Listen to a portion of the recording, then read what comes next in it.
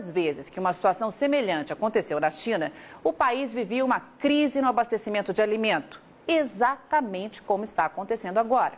E em nenhuma delas o crescimento econômico foi afetado.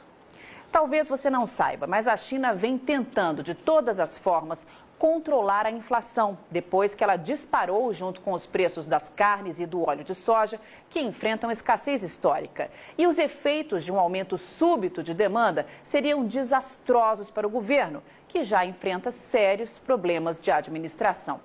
E aí a Rural Business pede mais uma vez que você jogue a inocência fora.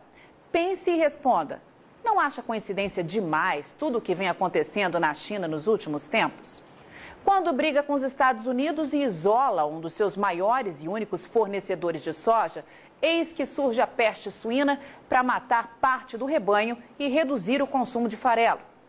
Quando tenta controlar a inflação, eis que surge um surto de uma gripe terrível, a ponto de forçar o governo a suspender as comemorações do Ano Novo Lunar e pedir que a população fique em casa, exatamente numa época do ano em que o consumo de comida mais cresce no país.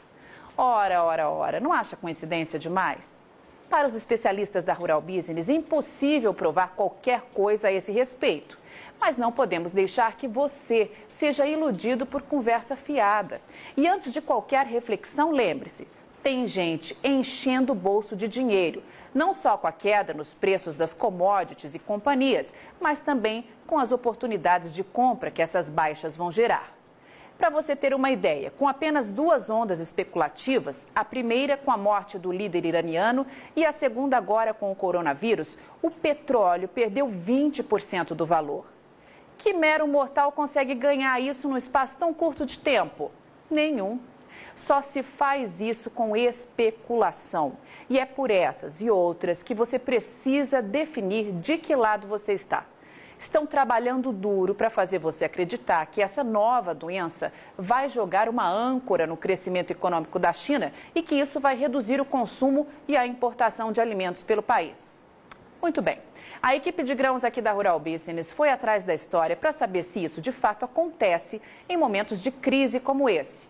Ou, como nos sugere a situação, é muito mais uma previsão especulativa para defender interesses do que uma projeção real e digna de ser levada em consideração, já que parece conversa de botequim. Todo mundo dá palpite, mas ninguém mostra nada que comprove os fatos. Ano de 2004 e a China anunciava ao mundo um surto de gripe aviária, nome dado à doença causada por uma variedade do vírus influenza, H5N1, hospedado por aves, mas que pode infectar diversos mamíferos. A doença evoluiu, virou pandemia e infectou pessoas em vários países da Ásia. E como agora, todos íamos morrer, lembra? Pois dá só uma olhada no que isso causou na economia da China. Nada. O PIB chinês, que tinha aumentado 8% em 2003, cresceu 9,1% em 2004 e continuou subindo nos 3 anos seguintes, até chegar na impressionante marca de 11,9% em 2007. Ano de 2009 e a China anuncia novo surto, agora da gripe suína, também uma variante do vírus influenza, que passa a gripe para todos nós. Puxe pela memória e você vai se lembrar dos jornais, da televisão, da internet, tomados de cenas de hospital, gente envelopada em máscaras e um aviso velado no ar. Cuidado, pois todos vamos morrer. E o que aconteceu com a economia da China? Nada. Como está claro nesse gráfico, o crescimento do PIB, que em 2008 foi de 9% ao ano, acelerou ainda mais e registrou taxa de 9,1% em 2009. Dando nova estilingada um ano depois, em 2010, quando voltou a ultrapassar 10% ao ano. Passaram-se 8 anos e vem nova peste para assolar o mundo, a peste suína africana. O mais interessante nesse caso é que a tal doença chegou na China matando suínos e reduzindo o consumo de farelo, justamente no momento em que o país achou de peitar Donald Trump e perder um de seus únicos fornecedores de soja, os Estados Unidos. Que baita coincidência, minha Nossa Senhora. Nunca vi nada semelhante. E mais uma vez a Rural Business te pergunta: sabe o que isso gerou de prejuízos ao crescimento econômico da China? Nada. Veja que a China repetiu em 2018 e em 2019 a mesma taxa de crescimento anual de 2017, de 6,9%. O que, na visão dos especialistas da Rural Business, joga por terra esse papinho furado de que a economia chinesa vai perder força com esse surto do coronavírus, que a China vai comprar menos e que o Brasil não vai ter para quem vender a sua nova safra de soja. Para com isso. É esse tipo de especulação que o mercado financeiro quer para fazer dinheiro e que a própria China sonha para comprar alimento barato e controlar a inflação. É esse tipo de conversa que dá aos chineses munição para pressionar para baixo os preços do que você produz, ficando com a faca e com o queijo na mão.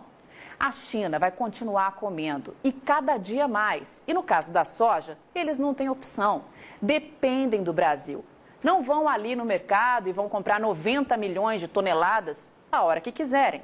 A China precisa programar suas compras com pelo menos 4 meses de antecedência, porque, do contrário, corre o risco de deixar a população sem carne, sem ovos, sem leite e sem outras proteínas. É preciso que 4 navios carregados com soja partam todos os dias de algum ponto do mundo em direção àquele país para não gerar caos no abastecimento e não fazer explodir os preços dos alimentos. E parte desses navios já se aproxima aqui do Brasil para levar a sua produção para casa. Portanto, mão na consciência. A Rural Business volta a afirmar: não temos bola de cristal para saber o que vai acontecer em meio a um mercado tão especulado e em tamanha ebulição. Mas se você tem apetite ao risco, não se emocione com pouco. Entregue a soja que você já vendeu e sente em cima da sua produção. Espere a vida.